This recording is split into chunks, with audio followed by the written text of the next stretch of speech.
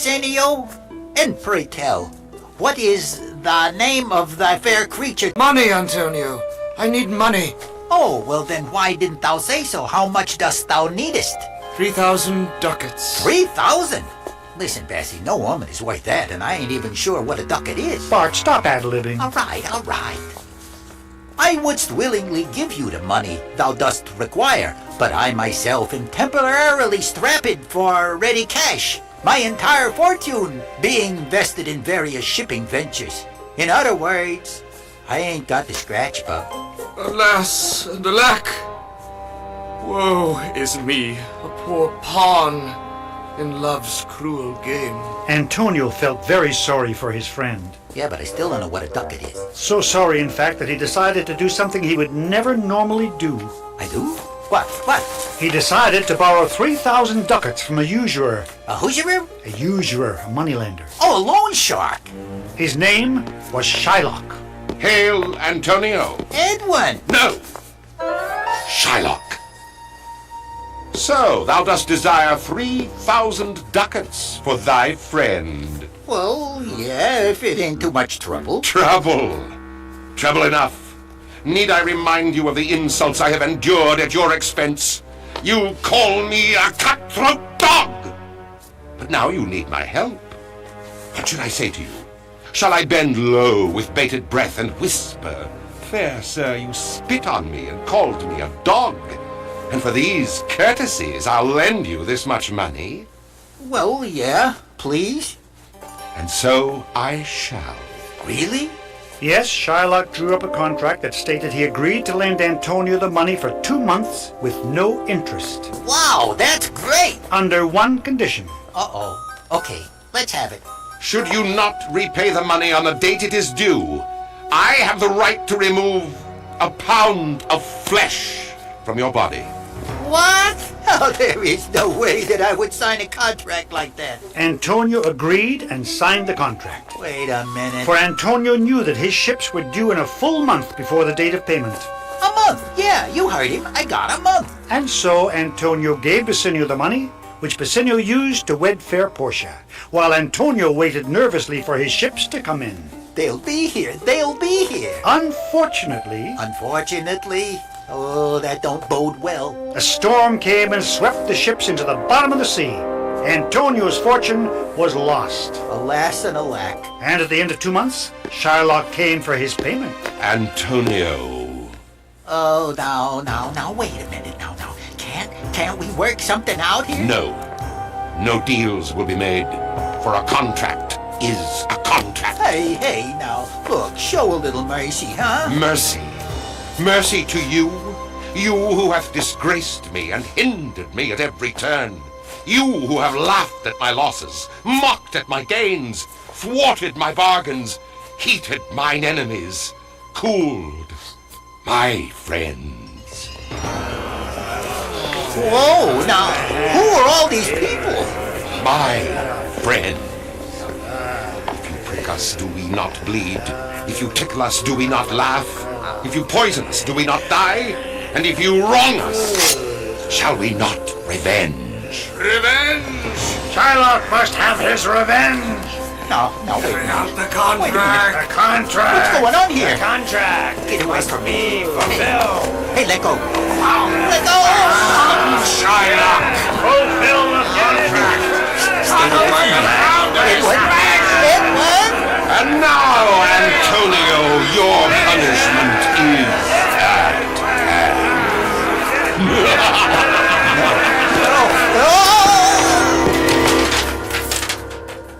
What's the matter, Bart? He was coming after me with a knife. It's just the play, Bart. Remember the play? Oh, yeah, the play. But what about the knife? this? Rubber! Rubber? Rubber! Oh, yeah, rubber. What do you know? Boy, you guys really had me going there for a minute. Good. Then I take it we've made our point Pert? about what it feels like not to be shown any mercy. That's what all this was about? I guess we didn't make our point.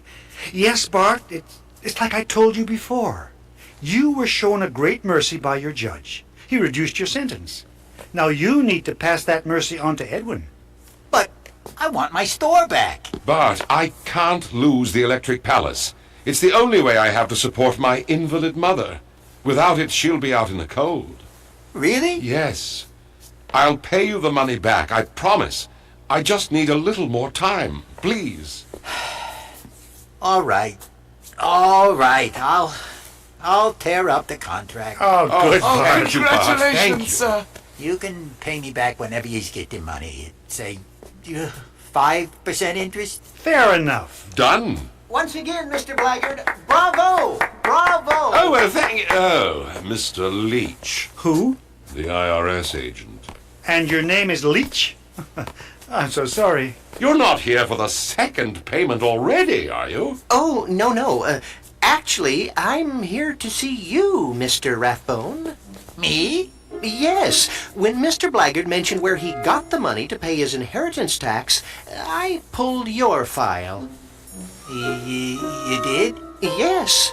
You never reported that $5,000, did you? You never paid tax on it. Well, Naughty, Mr. Rathbone. You'd better come down off the stage.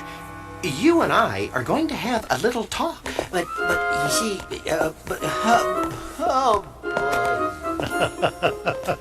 Oh, what a tangled web we weave. When first we practice to deceive.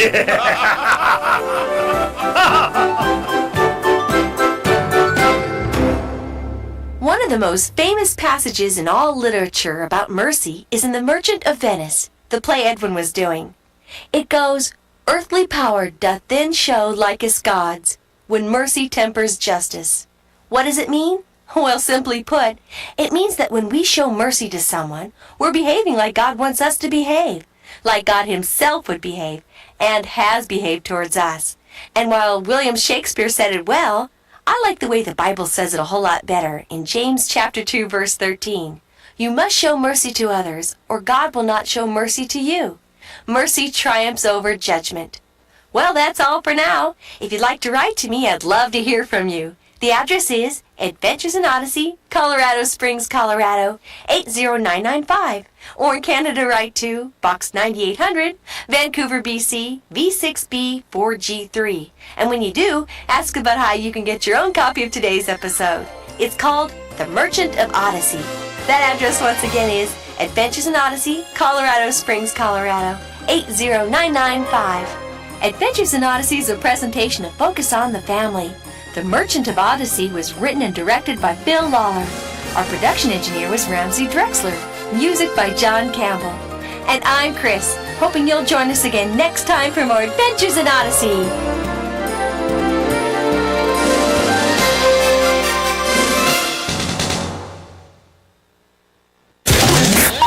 The Voice, AM 1260, WMCH, Churchill. The time is now 8:25. This program is a pre-recorded program.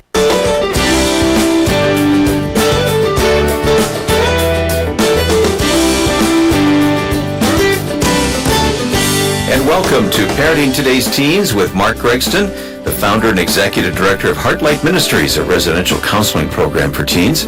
I'm Wayne Shepherd. Mark, what should we talk about here today? Well, one of the most challenging tasks that parents have today is to help teens navigate through this world of exposure while preparing them for the world in which they'll live. And I'm not talking about exposing your teens to everything so they can get prepared for what's coming. But I am suggesting that parents and grandparents walk alongside their teens to speak truth into their life while they're being exposed to the world how it actually is. And the word for this week would be this: engage. Remain engaged with your teen at a time that they need you the most.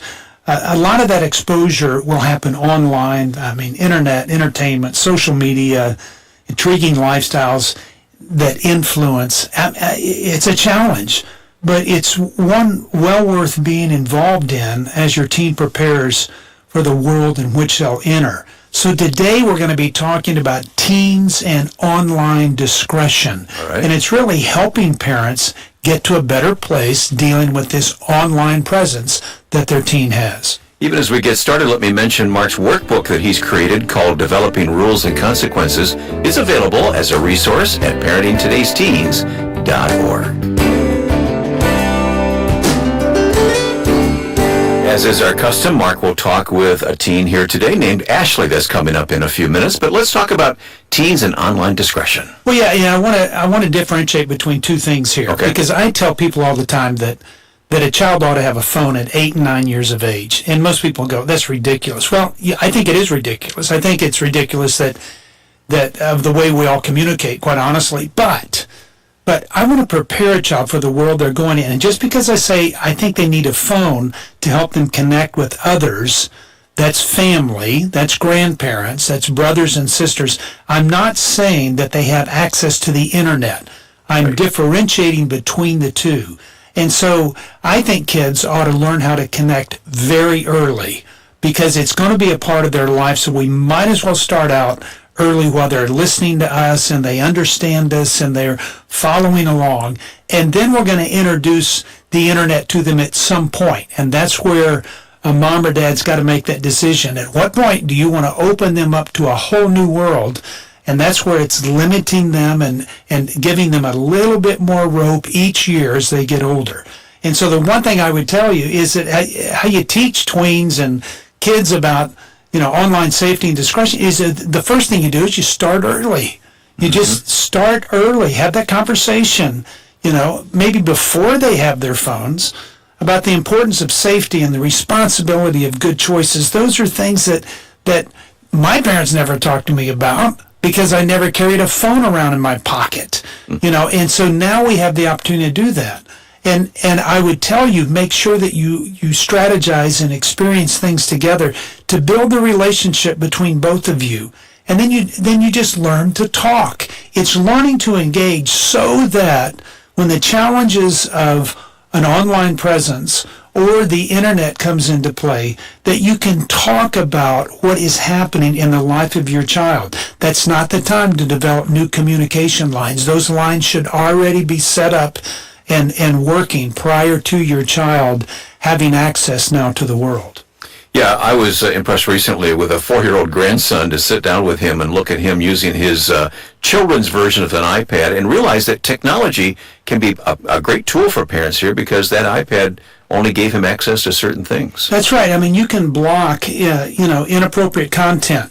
Now, Mom, Dad, be careful about this. It's interesting. I've said it a bunch of times that Jan and I started dating when we were in the 9th grade. We've been together for a long time. We dated 6 years before we got married. And my parents didn't once listen in on a phone call that I was on. And if they did, I would have thought it would have been an invasion of privacy. And I believe kids ought to have privacy. The problem becomes a parent wanting to make sure that their child isn't, being encouraged in other ways. At the same time, they want to make sure their response is good. But I know families that continue to look over their child's phone and history and everything at age 18 when they're old enough to get married, old enough to serve in, the armed services. They're old enough to vote. At some point, it's good to have parental controls where you monitor what they're doing, but the intent is not to keep monitoring. The intent is to trust them and pass that on to them so that they develop a sense of responsibility. You don't want them to be 17 and you're staring at their phone the whole time. And so I would say, yes, give them more freedom, and restrict things at first, but do it over a period of time that you're releasing those restrictions to create this independence where they can operate on their own. So the training is not when they're 16, 17 years old. It happens much earlier. How do we train them for online responsibility? Well, we start having open conversations. I mean, there's 4.3 million pornography sites on the internet. Wow. I mean, you have to look at that and you go, do you think that your son is ever going to see pornography if he has access to the internet? And the answer is yes, he will. And so even if you monitor that, he will still stumble across things that you don't want him to see. Or there's comments that are made, sexting, or that he makes, or there's cyberbullying. He's going to encounter those things. And so will your daughter.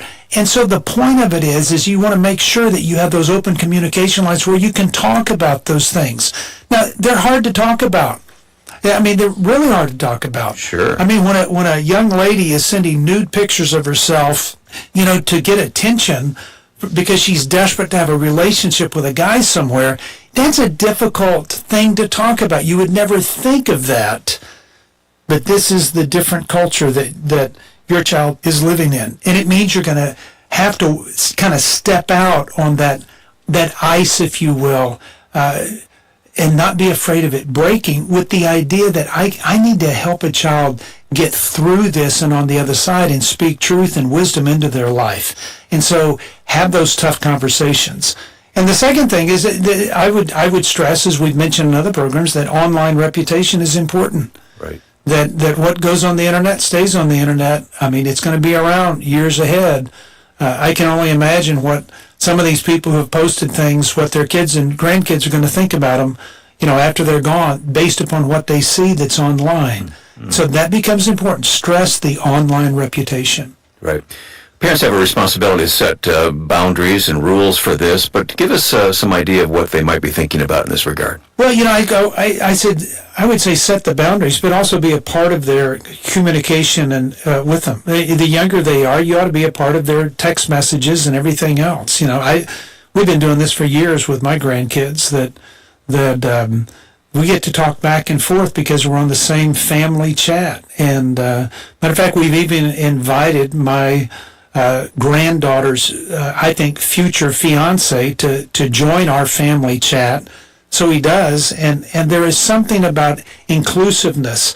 But I would also start to say in that you set a family code for respectful use on the internet, that you have consequences for inappropriate use of the internet, and you agree at a time to go, okay, this is when you got to be off your phone. And you set places up in your home that you say, okay, these are going to be phone-free times or cell-free zones where we're going to talk with one another. We're not going to spend all of our time being controlled by your phone. And I think that's important for a mom and dad to set. Well, coming up, Mark, you'll talk with Ashley about this and other things, so that's just ahead here in Parenting Today's Teens. But also, you've developed a workbook called Developing Rules and Consequences that can help here, because as we talk about these matters, there needs to be boundaries, as we've talked about, so this book can be a real help. It's available right now at parentingtodaysteens.org. Look for Developing Rules and Consequences. Your teen? Well, trust me, you're not alone. These are issues for a lot of families with teens.